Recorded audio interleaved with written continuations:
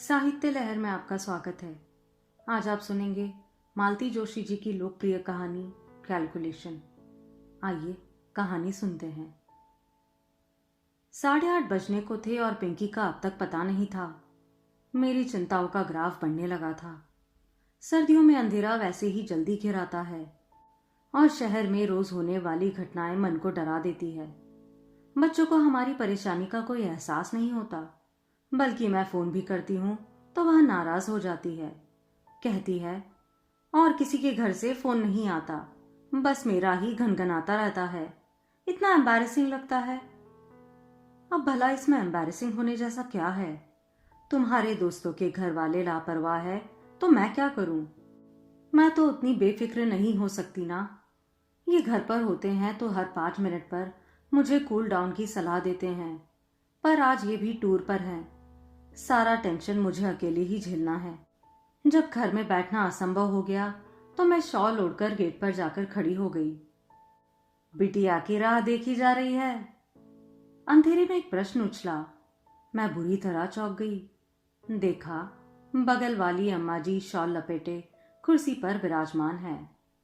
मैं मुड़कर उनसे मुखातिब हो गई। कंपाउंड वॉल पर टिकते हुए कहा, अरे देखिए ना, अंधेरा कैसा हो रहा है।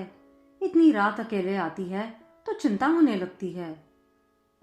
वह अकेले नहीं आती, एक लड़का घर तक छोड़ने आता है। मैं चकित होकर उन्हें देखती रह गई। पिंकी ने उनका नाम चुंगी नाका रखा है। वह गलत नहीं है। अपने बरामदे में बैठकर वह पूरे मोहल्ले की खोज खबर रखती है। थोड़ा बुरा भी लगा। जरा सी तुलसी के साथ पूछा, आप अब तक यहाँ ठंड में क्यों बैठी हुई हैं? अरे बेटा अभी अभी दफ्तर से लौटा है, उसका चाय नाश्ता हो जाने दो, फिर भीतर जाऊंगी। मतलब? अरे मुझे देखेगा तो पास बिठा लेगा, मेरा हाल चाल पूछेगा, दफ्तर की बातें बताएगा। बहू को यह सब अच्छा नहीं लगता। कहती है शादी क्यों की, जिंदगी भर अम्मा के पल्लू से बंधे रहते। कहते हुए उन्होंने शॉल और कसकर लपेट ली। मैं चुप हो गई। हर घर की अपनी समस्या होती है, उससे खुद ही निपटना पड़ता है। बाहर वाला कुछ नहीं कर सकता। इस समय तो मैं अपनी चिंता से ग्रस्त थी, दूसरे की मदद क्या करती। मुझे ज्यादा प्रतीक्षा नहीं करनी पड़ी। कुछ ही देर में मेरी समस्या यानी कि पिंकी रानी पधार गई।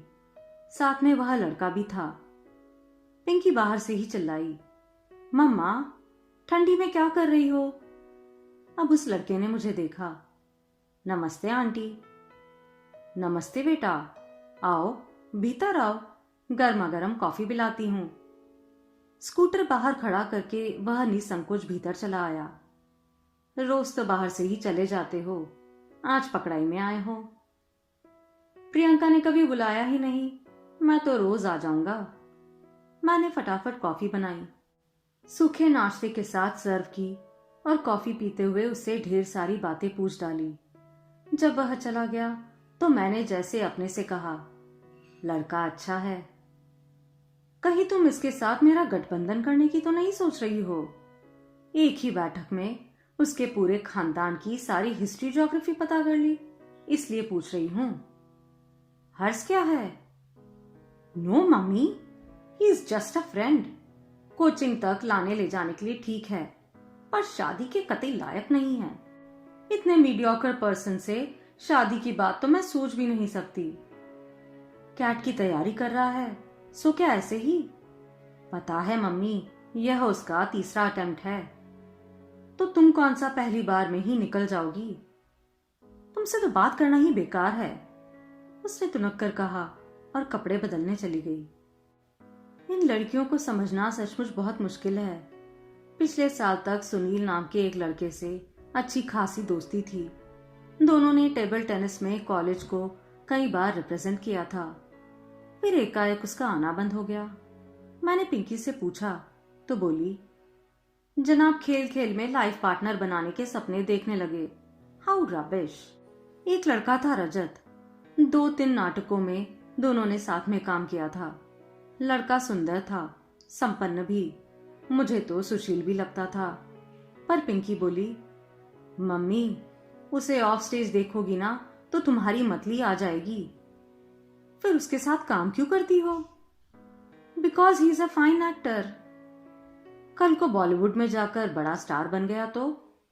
नो चांस मम्मी, वह तो बस लोकल हीरो है। वहां तो ऐसे सैकड़ों मारे मारे फिरते हैं, कोई घास नहीं डालता। मैंने सुना है लड़कियां उस पर जान छिड़कती है।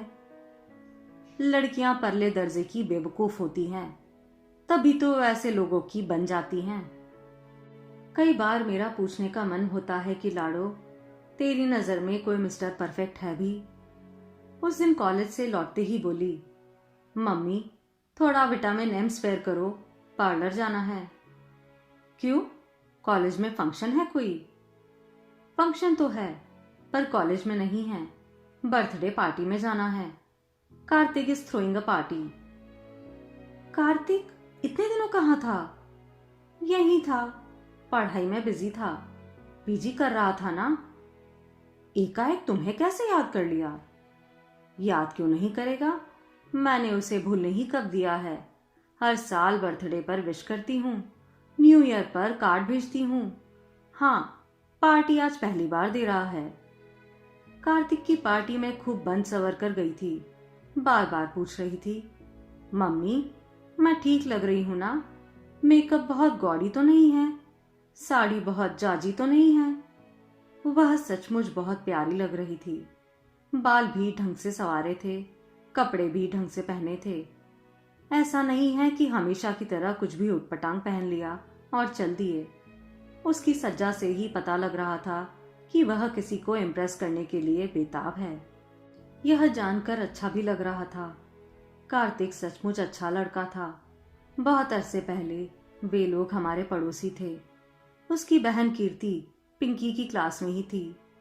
माता पिता दोनों डॉक्टर थे, अक्सर बिजी रहते थे।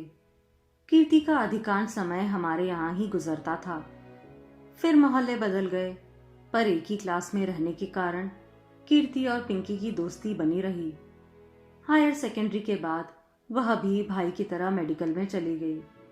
आना जाना कम क्या, एक तरह से बंद ही हो गया। यह तो आज पता चला कि पिंकी उन लोगों के, खासकर कार्तिक के बराबर संपर्क में है। अच्छा लगा। जाते समय मैंने उसे ढेर सारी हिदायतें दी। जल्दी लौटना, ऑटो में अकेले मत आना, किसी भरोसेमंद आदमी की कार में ही बैठना। उसे अच्छा तो नहीं लग रहा था, पर चुपचाप सुनती रही। आखिर उसके पापा को ही दया आ गई। झल्ला कर बोले, बस भी करो अब, लड़की अब बच्ची नहीं रही, खासी बड़ी हो गई है। इस बात को तुम कब समझोगी? बच्ची नहीं रही, बड़ी हो गई है, इसलिए तो इतनी फिक्र हो रही है। पर ये बातें पुरुषों के दिमाग में कभी नहीं आती। फिक्र करने का जिम्मा जैसे माँ ने ही उठाया हुआ है। रात को वह लौटी थी तो काफी थकी थकी सी लग रही थी। मुझे आश्चर्य नहीं हुआ। जानती हूँ, आजकल की पार्टियों में सिर्फ खाना पीना थोड़ी ही होता है। डांस के नाम पर अच्छी खासी हुड़दंग लीला होती है। शोर इतना कि कानों के पर्दे फट जाएं। कैसी रही पार्टी? मैंने पूछा। ठीक ही थी, उसने बेरुखी से कहा और सोने चली गई। अब मुझे ताज्जुब हुआ। और कोई दिन होता तो मुझे पूछने की जरूरत नहीं पड़ती, वह आते ही शुरू हो जाती। यह भी भूल जाती कि आधी रात हो रही है और मम्मी जो उसके लिए अब तक जाग रही है सोना चाहेगी। पर आज तो उसे बात करना ही मुहाल लग रहा था। जाते समय जो उत्साह फूट रहा था, उसका लेश मात्र भी अब बाकी नहीं था। सुबह चाय के समय उसके पापा ने पार्टी के बारे में पूछा तो बोली, पापा पार्टी तो शानदार होनी ही थी, उसने अपनी एंगेजमेंट अनाउंस करनी थी। अरे वाह, किससे शादी कर रहा है? अपनी बैचमेट से, दोनों ने साथ ही पीजी किया है। इसका मतलब है घर में डॉक्टरों की पूरी फौज तैनात है।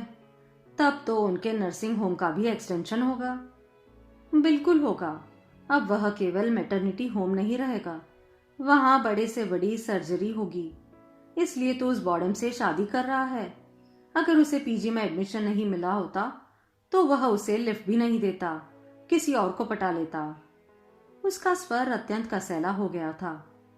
अंकल आंटी भी तो उसकी डिग्री पर ही रीझे हैं, नहीं तो कार्तिक के सामने तो वह कुछ भी नहीं है।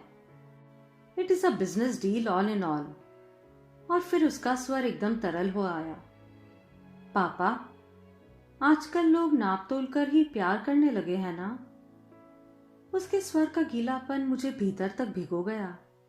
मन हुआ उसे गले से लगाकर सांत्वना दूं, कहूं कि लाडो, इसमें कार्तिक का क्या दोष है?